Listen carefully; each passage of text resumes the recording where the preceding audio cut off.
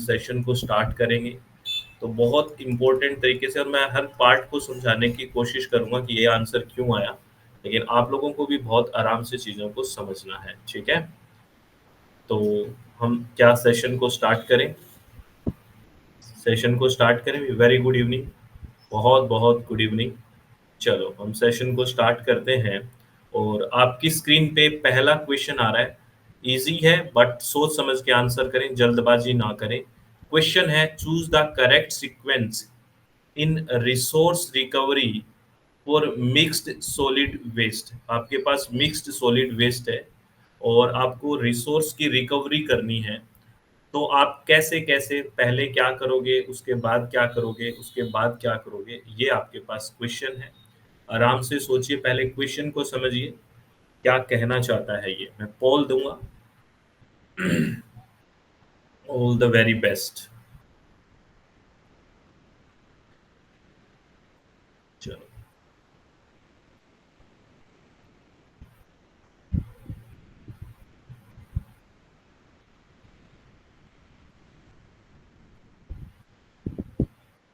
सभी student answer करें please, try to answer. आराम से सोच समझ के आंसर करने की कोशिश करें।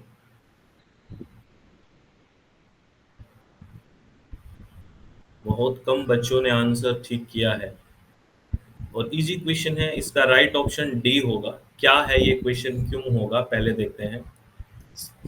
देखो, ये कह रहा है कि रिसोर्स रिकवरी करनी है, आपके पास मिक्स सॉलिड वेस्ट है, ठीक है? तो कोई चीज़ें मिक्स है आपके पास, तो सबसे पहले आप कोई चीज़ को स्क्रीन आउट करते हो, यानी कि जो बहुत बड़ा कुछ चीज़ें रखी है ना, जो दिख रही है, उसको स्क्रीनिंग करते हो। जैसे आप कोई भी कॉम्पिटिटिव एग्ज़ाम देते हो, तो सबसे पहले स्क्रीनिंग होती है ना, स्क्रीनिंग जो बिल्कुल पहले एग्ज़ाम से बाहर निकाल देते हैं, फिर बाद में कुछ मेंस ये ऐसे करते हैं ना। तो सबसे पहले स्क्रीन आउट करना होता है, जो बहुत लार्ज रहता है उसको अलग करते हैं। फिर उसकी रीडिंग करेंगे, थोड़ा-सा उसका जो वॉल्यूम है वो कम करेंगे। फिर अगर उसमें मिक्स है कोई चीज़ ना, तो मिक्स सॉलिड वेस्ट है, तो अगर कोई उसमें बेसिकली लोहे वगैरह का कुछ चीज़ है, आयरन है, तो उसका हम मैग्नेटिक सेपरेशन करेंगे, ठीक है? और उसके बाद एयर क्लासिफायर होता है इसमें। एयर फायर का मतलब होता है, उसमें एयर का फ्लो, यानी कि अगर कोई हल्का है वो अलग हो जाएगा, भारी है वो वहीं रहेगा। तो इस तरह से चीज़ें करते हैं। स्क्रीनिंग, श्रेडिंग, श्रेडर होता है मैग्नेटिक सेपरेशन और एयर क्लासिफायर। आपने मैं इसको और थोड़ा-सा डिफाइन कर देता हूँ, फिर और अच्छे से आपको बताऊँगा कुछ बात, प्रैक्टिकली भी हम देखते हैं। स्क्रीनिंग क्या है?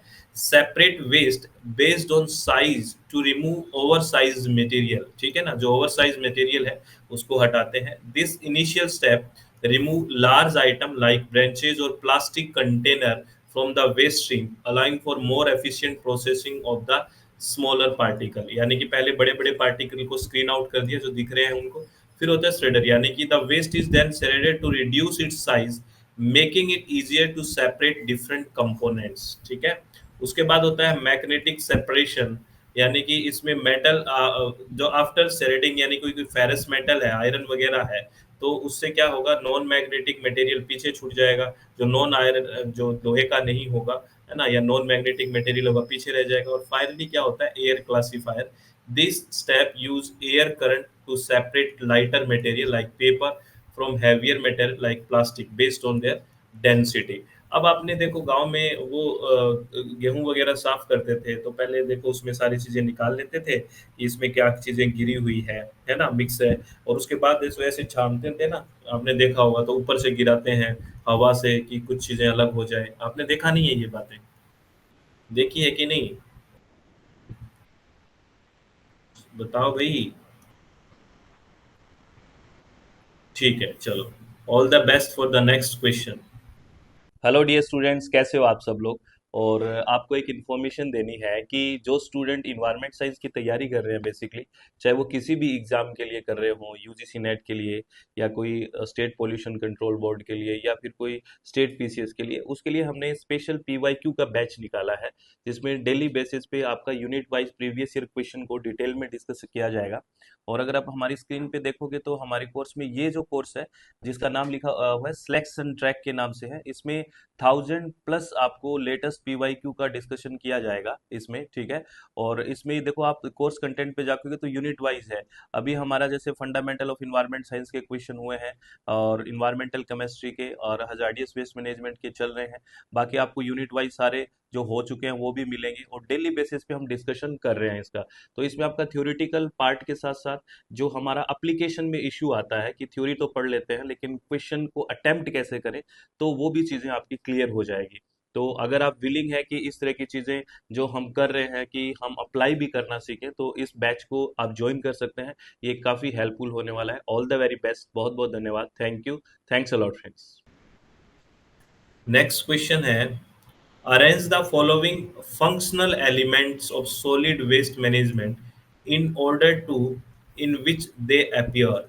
ठीक है, पहले क्या करोगे बाद में क्या करोगे, ये भी इंपॉर्टेंट है, बेसिक क्वेश्चन है, आराम से सोचिए आप।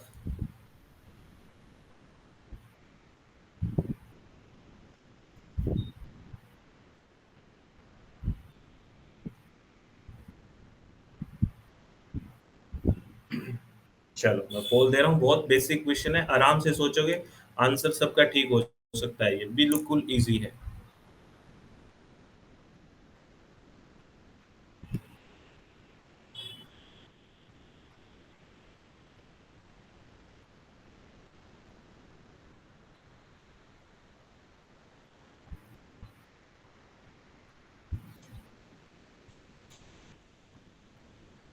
देखो सारे स्टूडेंट्स को आंसर करना चाहिए जो क्लास में बैठे हैं। इसका राइट ऑप्शन डी होगा, है ना, बिल्कुल। आप आराम से सोच के आंसर करो, आपको वेस्ट है आपके पास, तो कैसे करोगे? सबसे पहले तो आप ऑन साइट हैंडलिंग होती है ना, जैसे हम घर है, घर पे हम वेस्ट जनरेट करते हैं मान लेते हैं, ठीक है, तो पहले ऑन साइट हैंडलिंग होती है कि गीला किस में रखें आपा, है ना, कचरा किस में डालें, स्टोर करें, ये पहले ऑन साइट हैंडलिंग चलती है, जिस साइट पे आप हो वहीं तो चलेगी, सबसे पहले ये काम होगा, है ना। उसके बाद आपने देखा होगा ऑन साइट के बाद कलेक्शन करने आते हैं हमसे, गाड़ियां भी आती है, कलेक्शन होता है, चलो कलेक्शन हो गया। उसके बाद ट्रांसफर करेंगे, और ट्रांसपोर्ट के थ्रू कि कहाँ इनको हमसे कलेक्शन करके फाइनली ट्रांसफर या ट्रांसपोर्ट करेंगे कि अब ये फाइनली यहाँ हो गया है। उसके फाइनल बाद हम रिकवर करते हैं किसी चीज़ को, अब प्रोसेसिंग चलेगी रिकवरी की, तो 1 2 4 3 इस तरह से चल जाएगा। तो इसमें तो कोई ऐसा क्वेश्चन नहीं था कि इतना इसमें कोई इन्वायरमेंट का बहुत कुछ इसमें शामिल है, ये इजी क्वेश्चन था, बहुत आराम से कर सकते थे। चलो all the best for the next question. Next question है, which of the following material are used as landfill sealants for the control of gas and leachate. जब लैंडफिलिंग करी जाती है तो बेसिकली एज ए सीलेंट क्या use किया जाता है जिससे नीचे रिसाव ना हो। यहाँ पे कुछ ऑप्शंस हैं, आराम से सोच समझ के आंसर करना है। देखिए मैं बोल दूंगा, आराम से देखना है।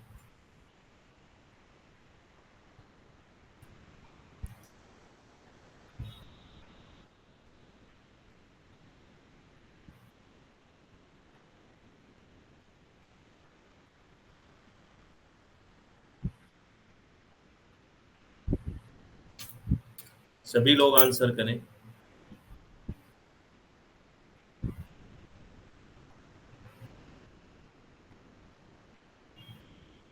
इसमें राइट ऑप्शन सी है, और सी में है CND, यानी कि क्या यूज हो रहा है, एक तो बेंटोनाइट और एक बेसिकली ब्यूटाइल रबर, ये यूज होता है, सी और डी। बेसिकली क्या है, ये बेंटोनाइट के बारे में हम बात करेंगे, क्ले के बारे में बात करेंगे अभी थोड़ी देर में ना, क्वेश्चन ऐसा है क्ले के बारे में, डायरेक्ट उसे क्ले ही है। और एक ब्यूटाइल रबर, ये दोनों चीज यूज होते हैं किसमें, जो लैंड फिलिंग करते हैं कि नीचे ना जाए, रिसाव ना हो, sealant as a sealant use करते हैं। अब मैं आपको एक बात बता रहा हूँ, लैंड फिलिंग के बारे में बहुत सारे क्वेश्चन आते हैं, ध्यान से सुनना। लैंड फिल से बहुत क्वेश्चन तरह तरह के आते हैं, तो मैं आज सारे कंसेप्ट्स लैंड फिलिंग के बताऊंगा आपको, बहुत ज्यादा कंसेप्ट हैं, ये चीज वो चीज, क्या टर्म्स यूज होती हैं, कौन कौन से क्वेश्चंस पूछे गए हैं। मुझे लगता है कि आज आप मुझे लैंड फिलिंग के बारे में सुन लोगे, मुझे ऐसा लगता है, तो आपका किसी भी तरह का लैंड फिलिंग का क्वेश्चन होगा वो गलत नहीं होगा। आराम से थ्योरी भी सुननी है, क्वेश्चंस भी सुननी है, तो बिल्कुल आराम से बैठ के चीज़ों को देखना है, ठीक है? और कोई चीज़ नहीं समझ में आए तो पूछना है, लैंड फीलिंग एकदम क्रिस्टल क्लियर हो जाएगा। चलो, पहले इस क्वेश्चन को थोड़ा और डिटेल में पढ़ते हैं। राइट ऑप्शन तो सी एंड डी आ गया। देखिए, बेंटोनाइट क्या है? Bentonite a type of clay that swells when wet, यानी कि जब गर्म होती है, सॉरी जब वेट होती है, गीली होती है तो स्वेल्स हो जाती है, यानी कि टाइप ऑफ क्ले है ये bentonite that swells when wet, creating a low permeability barrier excellent for preventing leachate and gas migration। Basically इसकी लो परमिएबिलिटी होती है, एज ए बैरियर यूज होती है, और इसी से वो हमने बात की कि लीचेट वगैरह इससे रुक जाती है। ब्यूटाइल रबर है a synthetic rubber membrane use as a flexible liner और cap providing excellent impermeability to gas and liquid, इसीलिए दोनों ऑप्शन गया। जो फ्लाई एश और लाइम है वो basically as a sealant use नहीं होता। वो किस लिए यूज होता है अगर वो पूछे तो basically they may be use for stabilization और solidification, not for impermeable lining. तो ये याद रखना, अगर फ्लाई एश और लाइम की बात करते हैं तो वो किस लिए यूज हो जाते हैं? स्टेबलाइजेशन और सॉलिडिफिकेशन के लिए यूज हो सकते हैं, ये ध्यान रखना है।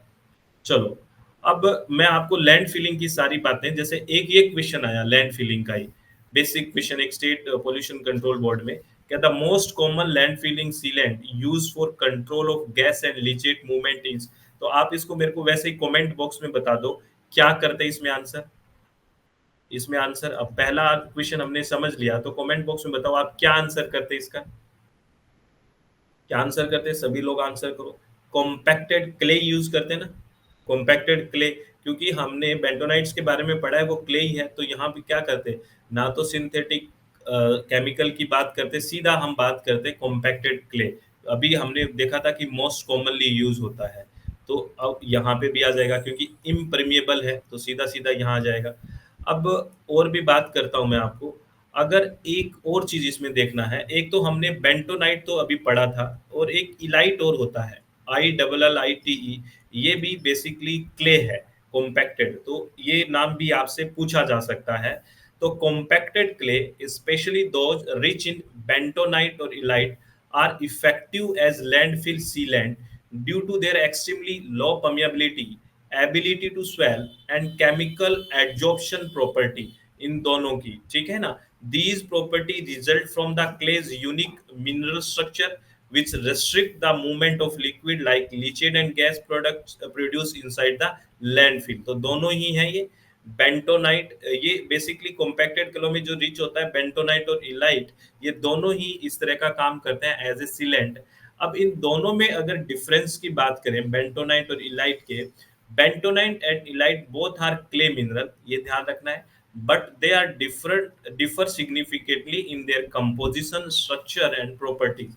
अब क्या है, अगर बात करें bentonite is a porous and clay primarily composed of the mineral montmorillonite. अब आपको पता है एक बार ये भी क्वेश्चन पूछा था कि जो बेंटेनाइट है, क्ले है ना, क्ले मिनरल है, इसमें कौन सा मिनरल होता है, तो this is called montmorillonite, known for its high swelling and adsorption capability due to its flexibility layered structure। और अगर इलाइट की बात करें, is a stronger more stable clay with a fixed structure where negatively charged sheet are strongly bounded by potassium ions। ये याद रखना है, बहुत इंपॉर्टेंट है।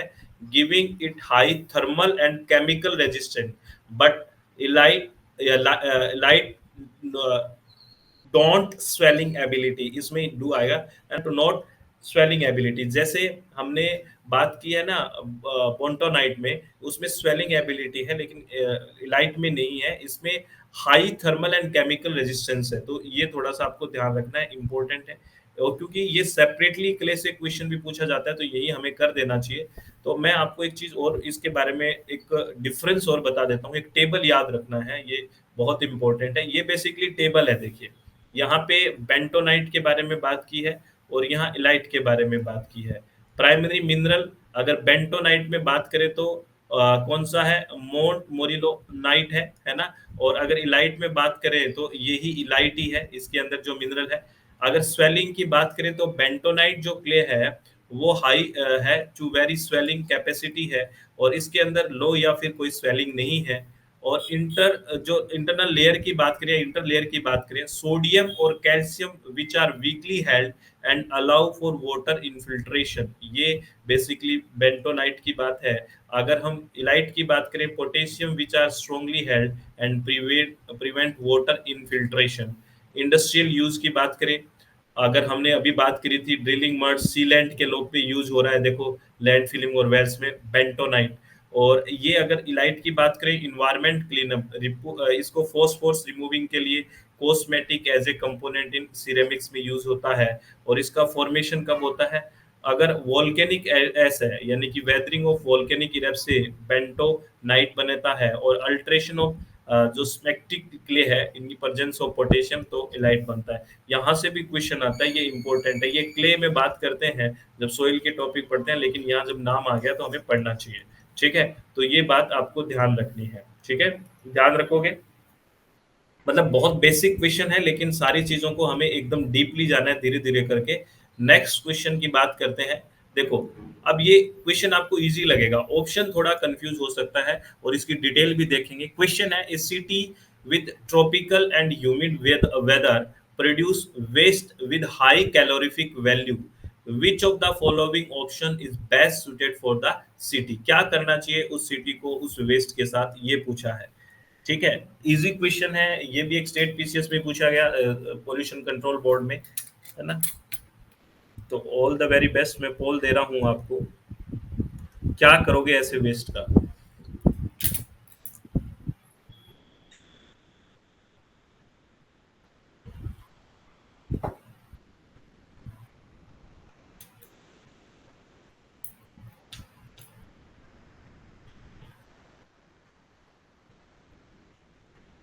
सभी लोग आंसर करो प्लीज। देखो, अब आपको एक कीवर्ड पकड़ना है, और यहाँ पे बहुत अच्छी अच्छी बातें आपको सीखने को मिलेगी। यहाँ पे राइट ऑप्शन तो सी है, कि हम वेस्ट से एनर्जी बना लेंगे। कारण क्या है, इसने देखो क्या स्पेसिफाई किया है, हाई कैलोरीफिक वैल्यू है। ठीक है ना, तो हाई कैलोरीफिक वैल्यू है, और आपके पास ह्यूमिड वेदर है ना। हाई कैलोरीफिक वैल्यू है और ह्यूमिड वेदर है, तो इस कंडीशन में हम वेस्ट से एनर्जी बनाएंगे। अब बाकी के जो ऑप्शंस हैं, इनको भी हम एक बार देखते हैं, ये भी बहुत इंपॉर्टेंट है। देखो, एक ऑप्शन था कंपोस्टिंग, और एक ऑप्शन ऑप्शन था इसमें बायो मैथनेशन। ये दो और ऑप्शन थे, ये गलत थे अकॉर्डिंग टू क्वेश्चन। ये किस कंडीशन में होंगे, देखो, ये दोनों के दोनों जो प्रोसेस है, चाहे कंपोस्टिंग हो या बायोमेथेनेशन हो, ये बायोलॉजिकल प्रोसेस है that work best for organic biodegradable waste. अगर आपके पास ऑर्गेनिक और बायोडिग्रेडेबल वेस्ट है ना, तो उसके लिए कंपोस्टिंग या बायोमेथेनेशन का प्रोसेस बेस्ट है, क्योंकि these are biological process. They are not the ideal choice for waste with high calorific value. ये हाई कैलोरीफिक वैल्यू के लिए अच्छा नहीं है। Which often contain a large, क्योंकि जो हाई कैलोरीफिक वैल्यू जिसका है ना, वो ज्यादातर उसमें जो पोर्शन होगा वो नॉन बायोडिग्रेडेबल मटेरियल का होगा। जैसे हम बात करें प्लास्टिक की बात करें, तो वो उसमें ज्यादा हो सकता है। ठीक है ना। तो एडिशनली हाई मॉइस्चर भी उसमें क्वेश्चन में था। High moisture content in humid climate can make composting challenging, potentially leading to for odor, rot और pest issue if not managed correctly। उसमें मैंने उसको भी अंडरलाइन किया था, आपको देखा होगा कि ये ह्यूमिड वेदर भी था। तो ह्यूमिड वेदर होने की वजह से कंपोस्टिंग थोड़ा सा डिस्टर्बिंग भी हो सकता है, अगर सही से करेक्टली नहीं किया गया तो।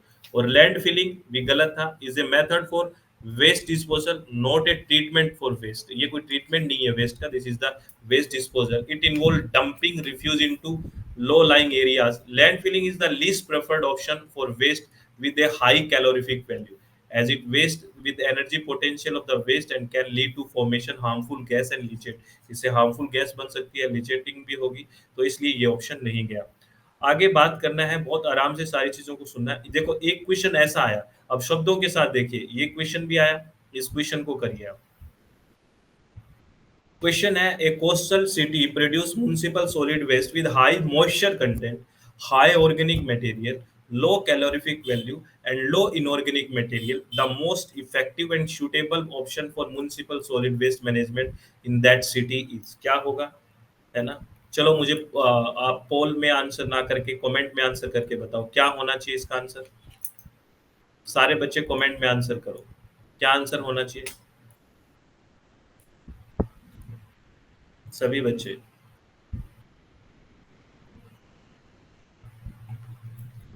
अब देखो यहाँ पे क्या है, हाई मॉइस्चर कंटेंट है, हाई ऑर्गेनिक मटेरियल है, लो कैलोरीफिक वैल्यू है, लो इनऑर्गेनिक मटेरियल है। तो ये सारी की सारी कंडीशन हमने अभी पढ़ी थी। This is the best situated for composting, इसकी हम कंपोस्टिंग कर लेंगे, ठीक है ना। ये इसका राइट ऑप्शन है ना। अच्छा क्वेश्चन है, इजी है, लेकिन ये बहुत सारी चीजों को। अब आपको मैं लैंड फिलिंग के बारे में कुछ बातें बता रहा हूँ। मैंने कहा था ना कि लैंड फिलिंग के हम एक एक टर्म को पढ़ेंगे, तो ध्यान से सुनना है कि लैंड फिलिंग में क्या क्या शब्द यूज होते हैं। इन वर्ड से भी क्वेश्चन पूछा, एक बार ये पूछा कि लैंड फिलिंग में लिफ्ट जो वर्ड होता है वो किस लिए यूज होता है, लिफ्ट। तो आपको ये भी आपको ध्यान रखना है कि लिफ्ट शब्द किस लिए यूज होता है, ये हम बात करेंगे लैंड फिलिंग में। तो देखिए ये आपको एक स्ट्रक्चर दिख रही है बेसिकली। तो सबसे पहली इंफॉर्मेशन आपको ध्यान रखनी है, लैंड फिलिंग में refuse is dumped into the low lying area, है ना, into the layer of depth of approximately 1.5 metre. तो आपको ये भी पूछ लेना कि अगर हम कितना डेप्थ में जाते हैं, तो अप्रोक्सीमेटली ये 1.5 मीटर है। तो in this method refuse is dumped into the low lying area into the layer of depth of approximately 1.5 metre. each layer of refuse is termed as cell।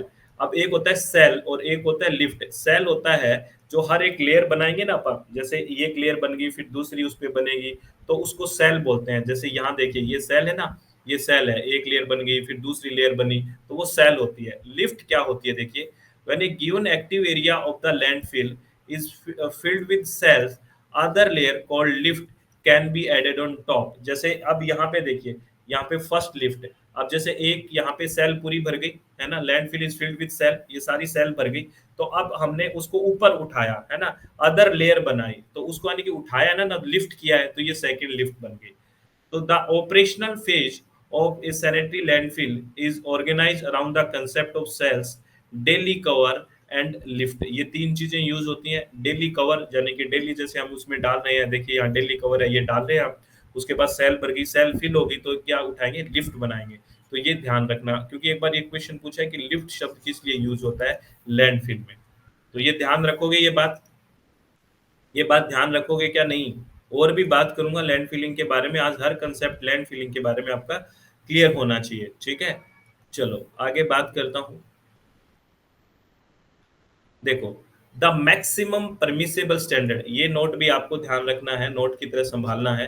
जैसे एक तो हमने डेप्थ की बात करी 1.5 मीटर, और क्या है, the maximum permissible standard for suspended solid for land disposal is 200 milligram पर लीटर। ये भी आपको याद रखना है ना। यानी कि जो सस्पेंशन बनाएंगे, suspended solid land disposal is 200 milligram पर लीटर। और during the first phase of decomposition, यानी कि initial stage of landfill, the primary by product of the process is carbon dioxide initial में। और दीज आर गैसेज जो landfill से निकलती है।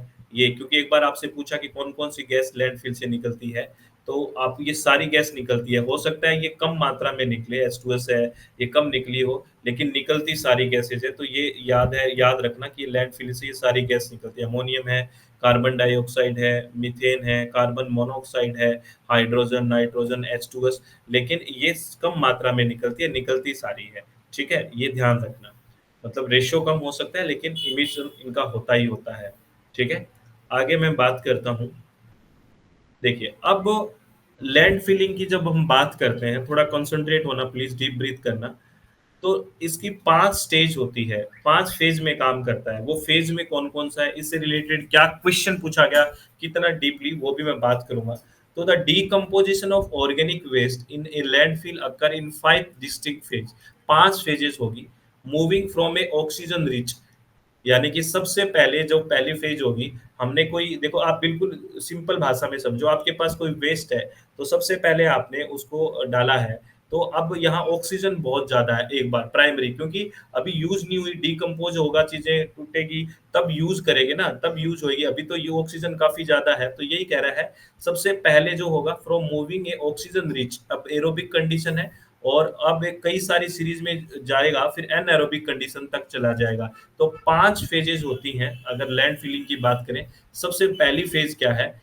पहले सबसे पहली फेज को कहते हैं एरोबिक हाइड्रोलिसिस। क्या बोलते हैं? Aerobic hydrolysis.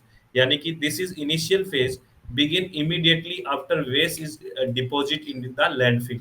यानी कि जो आपके पास वेस्ट है वो लैंडफिल पे डिपॉजिट किया है, तो सबसे इमीडिएट जो फेज होती है, इनिशियल होती है, वो एरोबिक हाइड्रोलिसिस होती है। इसमें क्या कंडीशंस क्या होती है? ऑक्सीजन है वो काफी मात्रा में होती है, प्लेंटीफुल होती है, और trapped within the compacted waste layer. यानी कि ट्रैप्ड होती है, वहां बीच बीच में फंसी होती है, ऑक्सीजन बहुत होती है।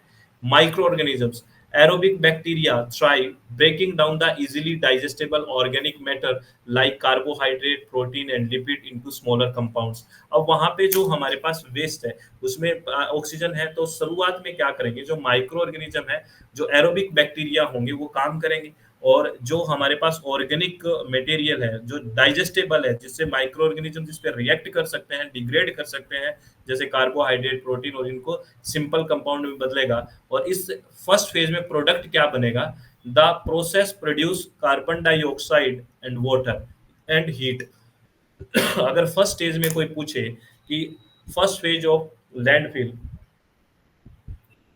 उसमें क्या बनता है? Carbon dioxide, water and heat. याद रखना, क्योंकि ऑक्सीजन है तो फर्स्ट फेज में कार्बन डाइऑक्साइड बनेगा और वाटर भी बनेगा, ठीक है, और हीट जनरेट होगी। इसीलिए देखा होगा कि शुरुआत में लैंडफिल का जो इंटरनल टेम्परेचर है इसके बाद बढ़ना शुरू हो जाएगा। आपने देखा होगा कि आप जहाँ पे कचरा इकट्ठा होता है, धीरे धीरे वहाँ का ना टेम्परेचर इंक्रीज होना शुरू हो जाता है, ठीक है, क्योंकि अब वहाँ पे रिएक्शन डिग्रेडेशन हुआ है, ठीक है।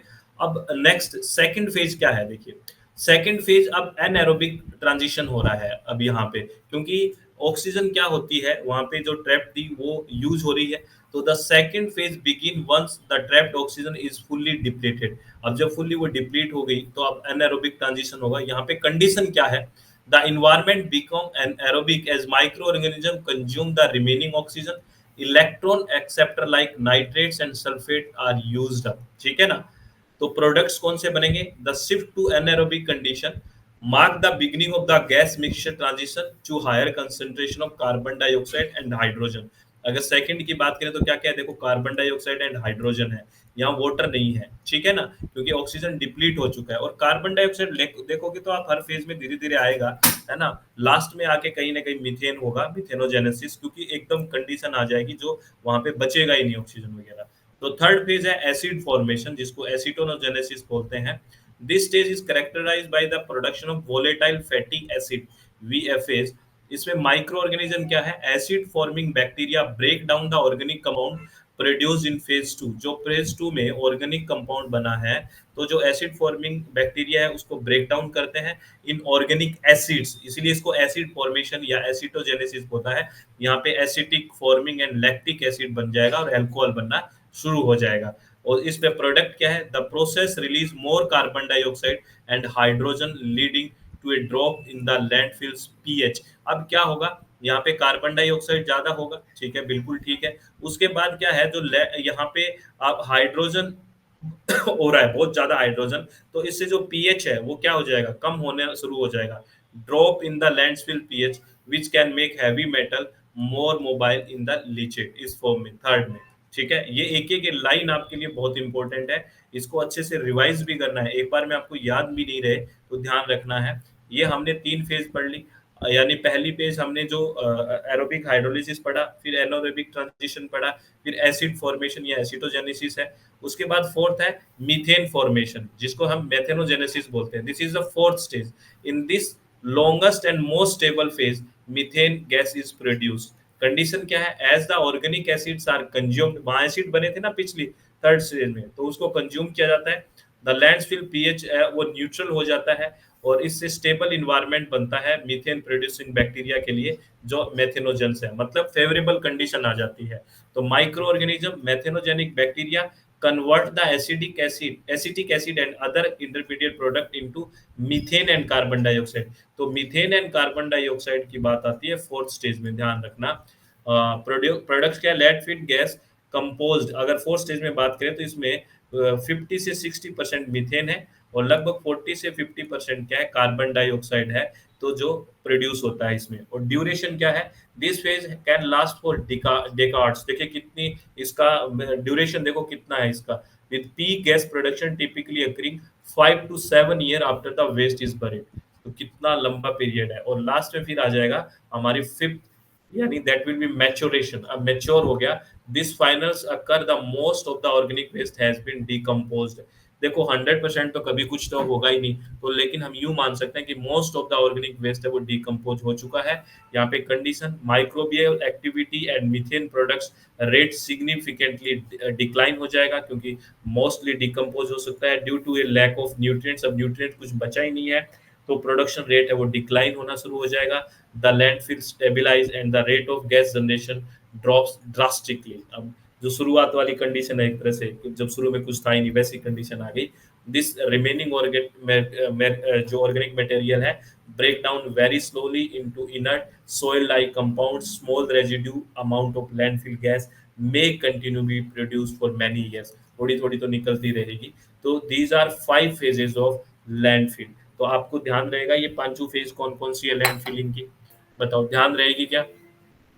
आप एक दो बार रिवाइज करोगे तो अच्छे से आपको समझ में आ जाएगा कि ये लैंड फिलिंग की फेज है, इसमें ये है। अब मैं आपको इसलिए इतना बता रहा हूँ, कारण क्या है इसके पीछे, क्योंकि यहाँ से हम देखेंगे तो ऐसे पूछ लेता है कि सेकंड स्टेज में क्या निकलेगा, थर्ड स्टेज में। तो हर स्टेज का हमें पता होना चाहिए। जैसे मैं आपको अभी क्वेश्चन पे ले चलता हूँ, है ना। बेसिकली ये जो है ना, मैंने ये जो एक्सप्लेनेशन लिखा है वो उस ऑप्शन में लैंड फिलिंग वाले में इंसिनरेशन एंड थर्मल पायरोलिसिस भी था ऑप्शन में। उसको भी मैं एक बार कर देता हूँ, क्योंकि इंसिनरेशन और थर्मल में दोनों में टेम्परेचर तो यूज होता है, लेकिन इनमें डिफरेंस क्या है वो बता देता हूँ।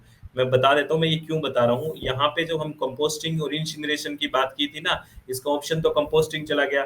तो इंसिनरेशन वगैरह के लिए हम क्या करते हैं ये भी देख लो, तो इससे पूरी पिक्चर आपकी क्लियर हो जाएगी। देखो, इंसिनरेशन एंड थर्मल पैरालिसिस दोनों में ये लगता है, देखो इंसिनरेशन में भी टेम्परेचर यूज होता है, थर्मल में भी टेम्परेचर है, तो डिफरेंस क्या है। Incineration is a method in which refuse is burned at a high temperature. ध्यान रखना, it is generally adapted for those waste which pass high fuel value so that high heat can be produced which can be used for power generation। It is exothermic process. यहाँ पे heat निकलेगी, बहुत ध्यान से समझना। Incineration में क्या है, is a method in which refuse is burned at high temperature. It is generally adapted for those waste which pass high fuel value so that high heat can be produced which can be used for power generation। it is exothermic process। ये important है, ठीक है। Incineration basically हम biomedical waste वगैरह को भी देखा है आपने करते हैं। Thermal pyrolysis is a method in which waste is burnt in a limited supply of oxygen। जिसमें लिमिटेड सप्लाई ऑफ ऑक्सीजन है, to avoid is complete burning. इसका कंप्लीट बर्निंग नहीं होता है थर्मल पायरोलिसिस में, याद रखना। क्योंकि पायरोलिसिस की भी बात करते हैं ना, मैं आपको याद है तो जहाँ ऑक्सीजन अब्सेंस होती है, in the formation of the charcoal like product, इसमें चारकोल वगैरह बनता है। It does for waste that has high calorific value and is a endothermic process. याद रखना, ये एक एंडोथर्मिक प्रोसेस है। और ये किसके लिए की जाती है, जहाँ पे हाई कैलोरीफिक वैल्यू हो, और वहाँ किस में हाई फ्यूल वैल्यू है उसके लिए इंसिनरेशन करेंगे। तो ये डिफरेंस याद रखेगा, याद रहेगा क्या आपको? हम्म, सारे बोलो याद रहेगा क्या? मेरा गला दुख रहेगा, आप हाँ तक नहीं भर सकते। बहुत एक गलत बात है आप लोगों की, बहुत गलत बात है। देखो, अब यहाँ पे देखना, incineration can be adapted when the calorific value of the municipal solid waste is high. याद रखना, landfill can be adapted when the density of municipal solid waste is high. Density high होती है जब लैंडफिल देते हैं। Since the given MSW the ये तो वो क्वेश्चन का एक्सप्लेनेशन है, तो ये दोनों भी याद रखना आपको। नेक्स्ट क्वेश्चन देखो, ये क्वेश्चन पूछा गया है ना, during sanitary landfill in the second stage refuse of stabilization anaerobic and facultative bacteria decompose the organic matter and generate which of the following gases। ये क्वेश्चन पूछ लिया, क्या आंसर होगा इसका? आंसर करना कमेंट बॉक्स में, कमेंट बॉक्स में answer करो, क्या आंसर होगा?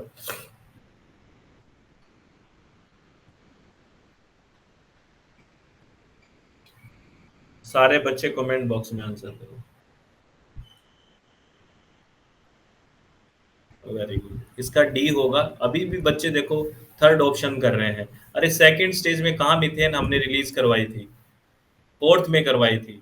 तो क्या होगा, hydrogen and carbon dioxide. Second stage की बात कर रहा है। आप लोग क्यों ध्यान नहीं रख रहे? मैंने वहां लिखा भी था और मैंने कहा भी था कि ऐसे क्वेश्चन देखो, ये है सेकंड स्टेज और यहाँ लिखा है मैंने कार्बन डाइऑक्साइड एंड हाइड्रोजन। देखिए फर्स्ट स्टेज में कार्बन डाइऑक्साइड और वाटर लिखा मैंने, और फिर एसिड फॉर्मेशन की बात हुई, फोर्थ में आ रहा है मीथेन। तो आ रहा है कि नहीं? अब आपको देखो सिंपल लगा ना वो क्वेश्चन, इस तरह का क्वेश्चन पूछ लेते हैं, फिर आप क्यों गलत कर देते हो? हम्म, ध्यान से पढ़ो, ध्यान से चलो। All the best for the next question. Which of the following should be avoided in hilly areas? Hilly area में क्या अवॉइड करोगे? सोचो समझो, फिर मैं बोल दूंगा।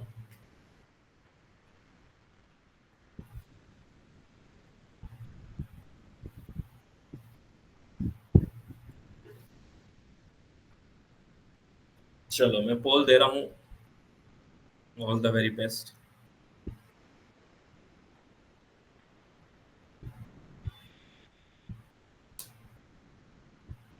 विच of the following should be avoided in hilly areas? सारे बच्चे आंसर करें, I request to all the students.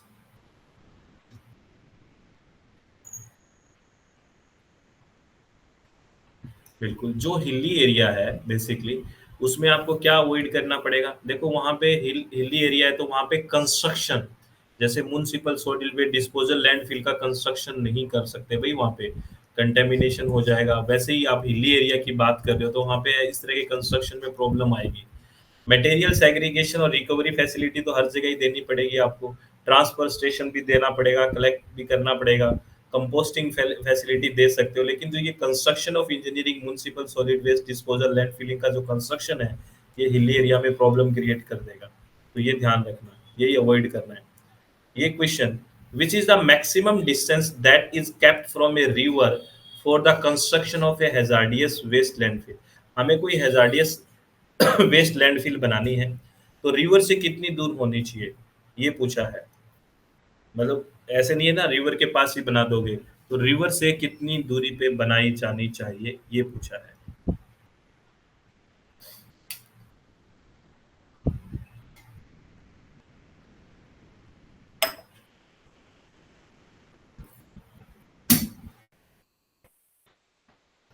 सभी बच्चे आंसर करें प्लीज।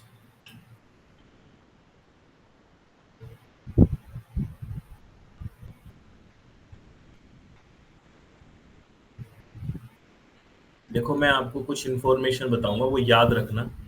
रिवर से 100 मीटर दूर होना चाहिए। कितना होना चाहिए? अगर रिवर है आसपास तो रिवर से 100 मीटर डिस्टेंस पे होना चाहिए। ये question Rajasthan pollution control board में भी पूछा गया है ना, और यूजीसी नेट में भी पूछा गया। ये क्वेश्चन बहुत पूछा जाता है, ठीक है, कि कितनी दूर होनी चाहिए, तो 100 मीटर। तो ये कुछ डेटाज आपको दे रहा हूँ, ये याद रखना। देखो ये सारी याद रखना। Landfill site shall be 100 metre away from river. River से तो होना चाहिए 100 मीटर। और अगर कोई पॉन्ड है या फिर कोई हाईवे है तो है ना, कहाँ कितना होना चाहिए? 200 मीटर। देखो 200 metre from a pond, 200 metre from highway, habitations, public park and water supply wells. जहाँ पे हमारा कोई पॉन्ड है या वाटर या फिर हाईवे है, हैबिटेशंस है, कोई आवास है, पब्लिक पार्क है या वाटर सप्लाई वेल्स है, वहां से 200 मीटर दूर होना चाहिए। और 220 किलोमीटर अवे होना चाहिए एयरपोर्ट या एयरबेस से। ठीक है, ये याद रखना, ये इंपॉर्टेंट इन्फॉर्मेशन है।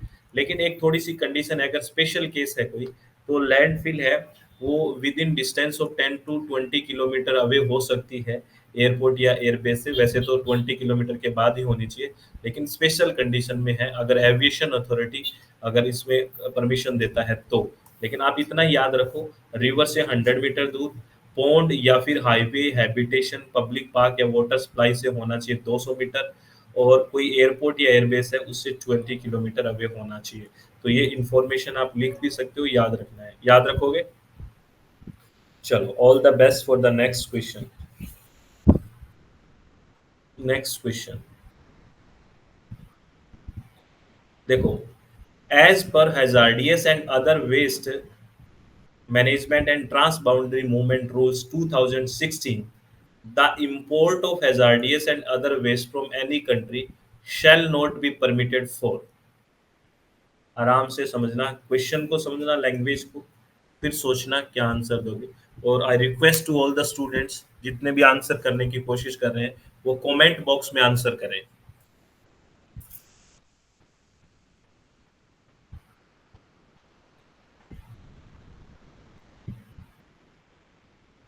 या पोल में करोगे। चलो कमेंट में ही करो, सारे बच्चे आंसर करो।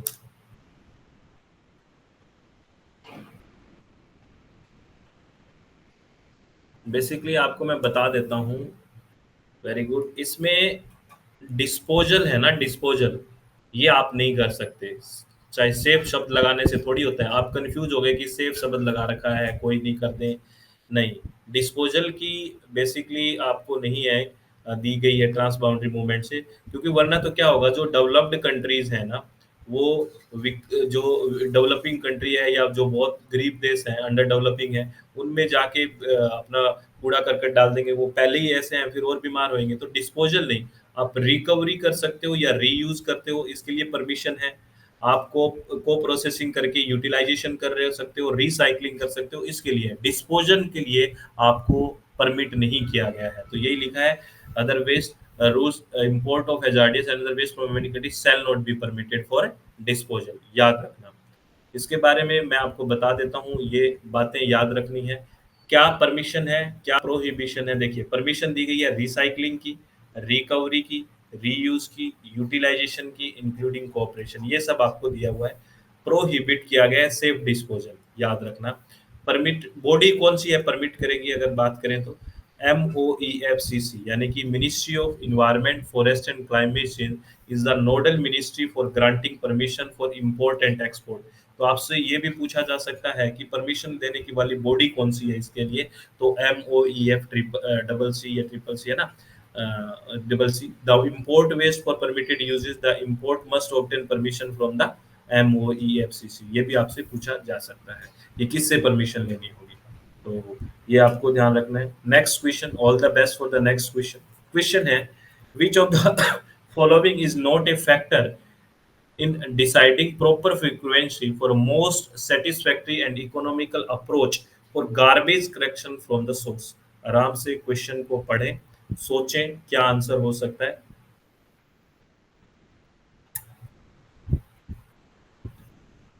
10 सेकंड सोचो, फिर पोल दूंगा।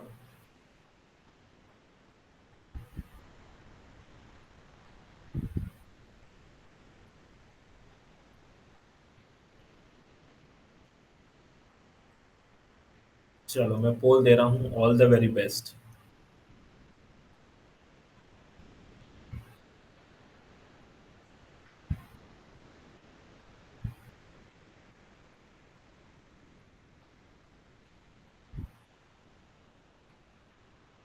मेरे प्रिय विद्यार्थी लगभग हर ऑप्शन के साथ न्याय करते हुए, है ना। इसका राइट ऑप्शन होगा, according to this question, right option will be the 4। अच्छा क्वेश्चन है, समझना क्या कह रहा है ये। कह रहा है, which of the following is not a factor in deciding proper frequency for most satisfactory and economical approach of garbage collection from the source. इसका राइट ऑप्शन मैंने 4 लिखा है। देखो, आप वहाँ कहीं पे गार्बेज है, वो कितना फ्रिक्वेंटली आप कलेक्ट करते हो किसी भी सोर्स से, है ना, और कितना वो इकोनॉमिकल अप्रोच है। मतलब यहाँ पे गार्बेज रखा हुआ है, इस गार्बेज को कितना फ्रिक्वेंटली आप उठा रहे हो वहां से। दूसरा इकोनॉमिकल अप्रोच है। तो कौन कौन से फैक्टर इस चीज को डिसाइड करेंगे, या इसमें क्या है, नोट कौन सा फैक्टर डिसाइड नहीं करेगा। देखो, अमाउंट ऑफ वेस्ट तो डिसाइड करेगा ही कि कितना वेस्ट है, उसी तरह से हम इकोनॉमिक चीजें करेंगे कि कितना चाहिए, कितना खर्चा आएगा, ये सब देखेंगे। क्लाइमेटिक कंडीशन भी है, क्योंकि अगर ज्यादा ह्यूमिड वगैरह है तो सड़ जाएगा कहीं ना कहीं, बिल्कुल, है ना, तो जल्दी उठाना पड़ेगा, फ्रिक्वेंटली उठाना पड़ेगा, चीजें हैं। पब्लिक इंटरेस्ट, ये तो बहुत इंपॉर्टेंट है, इसको क्यों काट रहे हो आप। बिना पब्लिक इंटरेस्ट के कैसे कोई काम हो सकता है, कैसे, क्योंकि किसी भी चीज़ को लागू करने के लिए पब्लिक का इंटरेस्ट होना तो बहुत ज़्यादा ज़रूरी है। आप सेग्रीगेशन प्रॉपर नहीं होगा, कुछ प्रॉपर होगा ही नहीं, कैसे उठा पाएँगे, कैसे इकोनॉमिकली होगा जब पब्लिक इंटरेस्ट नहीं है तो। लेकिन एक फैक्टर ऐसा है कि आप इस तरह से ऐसे यूँ नहीं कह सकते कि मैं इस सोर्स से नहीं उठाऊँगा क्योंकि ये तो डिकम्पोज़ नहीं होगा, इतना टाइम लगेगा, मैं तो उठा के ही नहीं ले जाता। ऐसे थोड़ी है कि time required to decompose the waste. वो तो अगलों की समस्या है, भई आप करिए अच्छी अपना सेटअप लगाइए, ऐसे थोड़ी है ना? तो ये ध्यान रखना कि नोट पूछा है आपसे, तो मैंने इसको थोड़ा एक्सप्लेन भी कर दिया है। Collection frequency, climate condition and requirement of locality as well as container and cost determine the collection frequency. Requirement of locality आ गया ना interest. In hot and humid climate, for example, solid waste must be collected at least twice a week. एक week में 2 बार उठाना पड़ता है, जो बेसिकली क्लाइमेटिक कंडीशन जब ह्यूमिड होती है, as a decomposite solid waste produce bad odour and leachate. तो ये सारी बात थी। तो मुझे एक बात बताओ, अब जो लैंड फिलिंग की बात थी, वो आपको क्लियर हुई बहुत हद तक या नहीं हुई? मज़ा आया पढ़ के, आनंद आया, अच्छा लगा? टाइम दिया तो उस टाइम का यूज़ हुआ कि नहीं हुआ? बढ़िया लग रहा है ना? चलो, बहुत नई बातें सीखने को मिली। ठीक है, ये छोटी-छोटी बातें होती हैं, बट इनसे हमें सीखना होता है, ठीक है? तो ऐसे ही पढ़ेंगे, अच्छे से रिवाइज़ करना है। All the very best, take care, be happy, thank you, thanks a lot friends. बहुत-बहुत धन्यवाद सभी को। हेलो डियर स्टूडेंट्स, कैसे हो आप सब लोग। और आपको एक इन्फॉर्मेशन देनी है कि जो स्टूडेंट इन्वायरमेंट साइंस की तैयारी कर रहे हैं बेसिकली, चाहे वो किसी भी एग्जाम के लिए कर रहे हो, यूजीसी नेट के लिए या कोई स्टेट पोल्यूशन कंट्रोल बोर्ड के लिए या फिर कोई स्टेट पीसीएस के लिए, उसके लिए हमने स्पेशल पीवाईक्यू का बैच निकाला है, जिसमें डेली बेसिस पे आपका unit wise previous year question को डिटेल में डिस्कस किया जाएगा। और अगर आप हमारी स्क्रीन पे देखोगे तो हमारे कोर्स में ये जो कोर्स है, जिसका नाम लिखा हुआ है सिलेक्शन ट्रैक के नाम से है, इसमें 1000+ आपको लेटेस्ट पीवाईक्यू का डिस्कशन किया जाएगा इसमें, ठीक है। और इसमें देखो, आप कोर्स कंटेंट पे जाओगे तो यूनिट वाइज है। अभी हमारा जैसे फंडामेंटल ऑफ इन्वायरमेंट साइंस के क्वेश्चन हुए हैं, और इन्वायरमेंटल केमिस्ट्री के और हजार्डियस वेस्ट मैनेजमेंट के चल रहे हैं।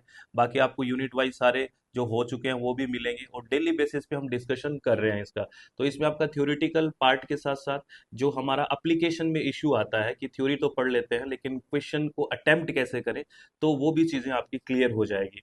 तो अगर आप विलिंग है कि इस तरह की चीज़ें जो हम कर रहे हैं कि हम अप्लाई भी करना सीखें, तो इस बैच को आप ज्वाइन कर सकते हैं। ये काफ़ी हेल्पफुल होने वाला है। ऑल द वेरी बेस्ट, बहुत बहुत धन्यवाद, thank you, thanks a lot friends.